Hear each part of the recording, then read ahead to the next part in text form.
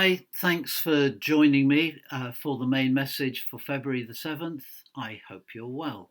I'd like to share today on rediscovering the church in relation to your personal growth. And what I mean by your personal growth is that which is a growth in within inside you, if you like, the inner you. We could talk about emotion, mind, spirit, soul, personality, whatever.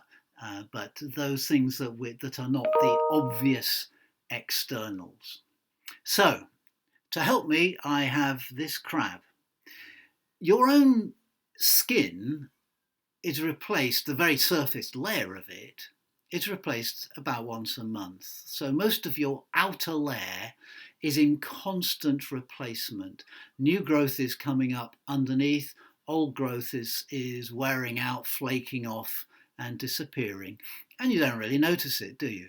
You know, your fingerprint stays the same, life goes on. You don't really notice that growth and that change. There's nothing crisis about it at all. It is going on all the time.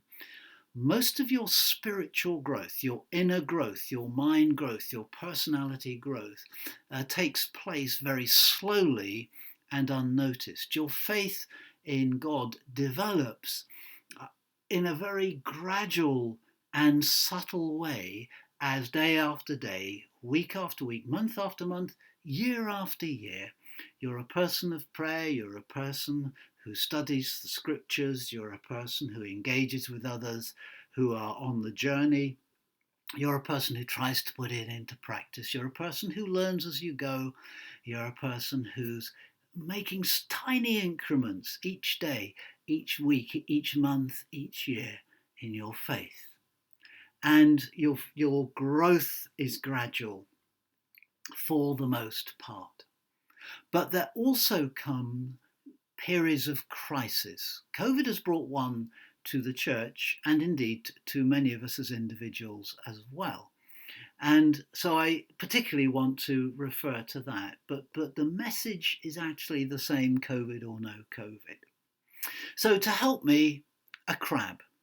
Because the crab's outer layer, unlike your skin, is not constantly and gradually being replaced from underneath. Instead, what is happening is that a new shell is forming underneath. And the crab is growing, but this hard shell, which is there to protect it, so it's good, it's not a problem, it's there to protect it, it's there to allow the growth to happen. The inner growth would not be happening without this.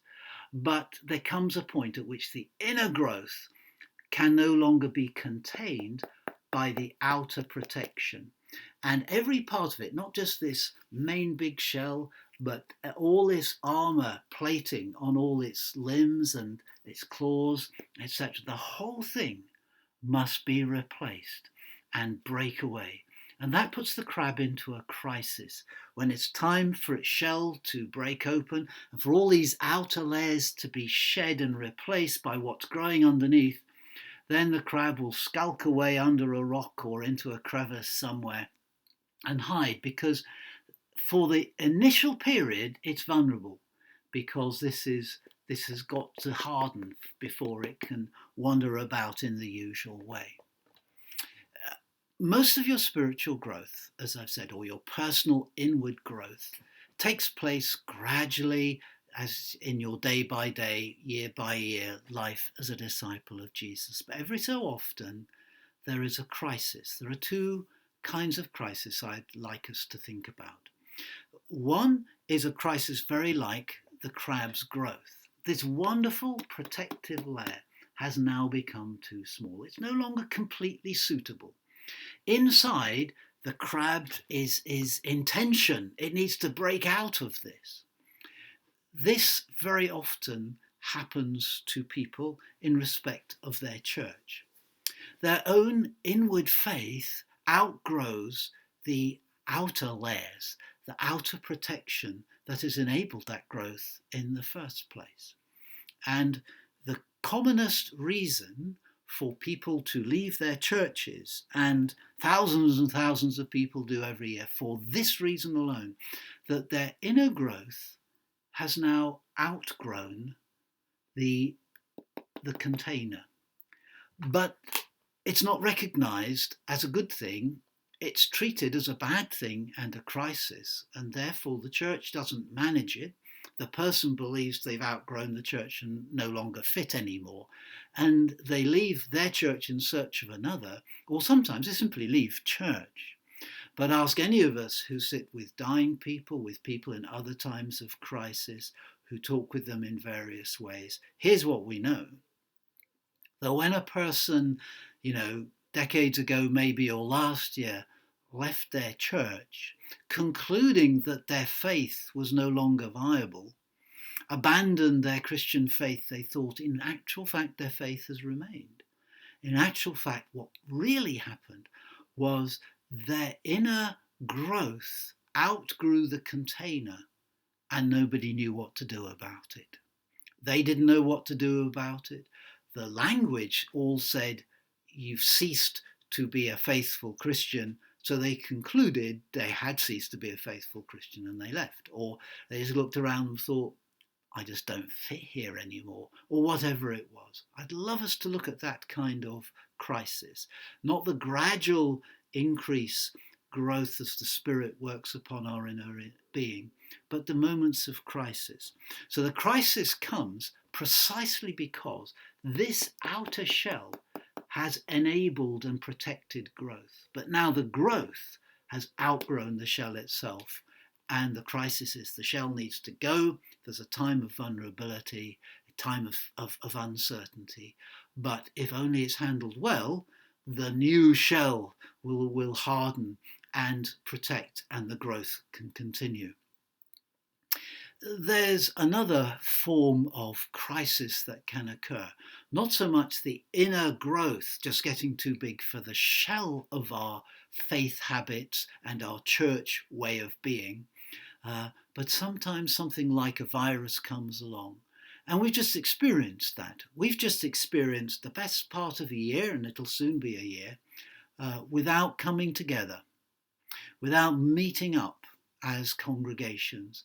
We won't have sung our songs together, the great songs of the faith, the songs that thrill us and we hope thrill God as they lift our worship towards heaven. And to do that together, we haven't been together to encourage in quite the same way, to meet in quite the same way, to be the community that the Spirit is shaping us into. And it's been a crisis. And we are about to emerge from that year of crisis, a little bit like a crab waiting to emerge from its little hidey place. And here's what's not to do. Do not try and get back into the old shell that the crisis crunched. Rather, trust that God's Spirit has been forming the new, and we don't need to scuttle back into the old. We need to discover what the crisis has shown us. And what has the crisis shown us? It has shown us that we are still the church, even though we haven't met together in the same place to pray. Even though we haven't met together in the same place to worship with the songs that we love to sing to our God. Even though lots of things haven't happened, our church habit has completely been broken. The shell which protected our faith and enabled us to grow as a Christian community has been denied. It's been broken open. And we go, oh no, this is terrible. Well, it's crisis, all right, but it's opportunity, because here's what we've discovered. It turns out that without ever entering a church building, we're still the church. It turns out that without ever getting together to sing God's praises as one people, we're still the church. It turns out that without actually sitting down in the same space in prayer, we still pray together. We do in fact still worship together. We are in fact still a community of disciples. So don't throw it all away by scuttling back into the old. See what the crisis has brought us. It's what I say to individuals when they want to leave their church or find a new church or whatever. I try to help them see that, 99.9 times out of 100, what has happened is that their personal growth has simply outstripped the outer shell. And what they just need to do is allow the shell to break open. And the answer isn't to leave the church. That's definitely not the answer. And the answer is only rarely to switch to another church. The best gift you can give is to share with your existing church. This no longer cuts it for me. Something else is happening within me. I think God's taken me to a different place.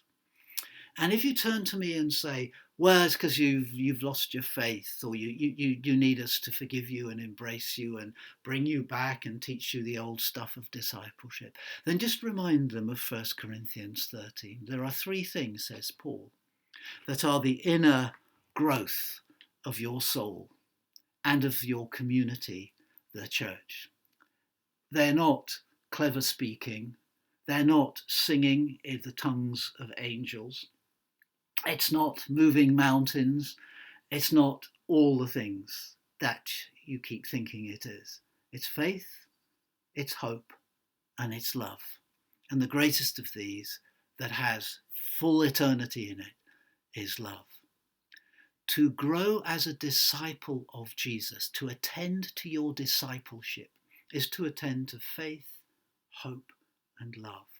And as faith, hope, and love grow in you, these are invisible things within you, they will stress the outer shell, and it will need to break open, and it will need to give way to new expressions of your walk with Jesus.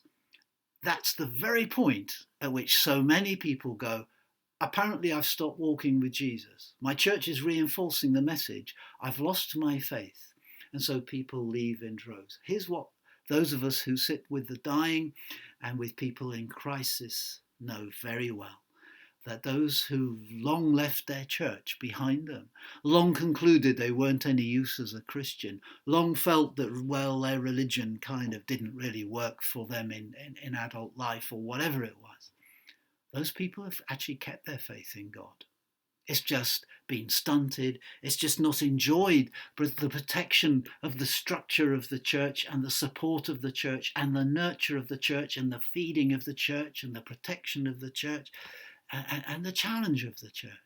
And so it hasn't gone where it could have gone, but it is still there. Never imagine that you've outgrown the church. You've just outgrown the current form. Or that you've outgrown your faith, when in fact all it is you're in a crisis and the new has come. Be bold enough and trust God enough to take hold of the new and on into the future. As we are now about to emerge, we hope and pray, before long, within weeks or at least within months, emerge from restrictive life as church, back to church that can meet together and sing together and pray together, etc. Let's not crawl back into the old shell. Don't do that to your own faith. Don't do that to your church. Here's what's true. We've discovered the church. We've discovered that the church isn't the outer shell. And we've grown. We may not have thought it was good. We've seen it as a problem.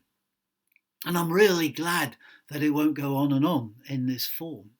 That the breaking open of the old shell has, I hope, largely run its course. And before long, we'll be gathering back together. But let's not crawl under the same rock. Let's not try and get back into a shell which we've outgrown and which belonged to last year but doesn't belong to next year. Let's just trust Jesus and focus on faith, hope, and love, and know that everything else, it'll take shape so long as we're attending to faith, hope, and love. Jacob was most surprised to discover his God in a place he thought would not have God in it. In Jacob's thought world, he had left God behind at home. He'd had to leave his home because he was no longer safe there. He had had to run away from his own family. And he was really surprised to discover God saying to him, "But Jacob, I'm right here. The very doorway to heaven is with you in your new situation as you're a migrant, a traveller. I'm still with you, and the doorway to heaven is open. Friends, God bless you. Thanks for listening to this message. Do remember the lesson of the crab and allow faith, hope, and love to grow within, and do not try and contain what needs now to break open and find new form. Stay safe.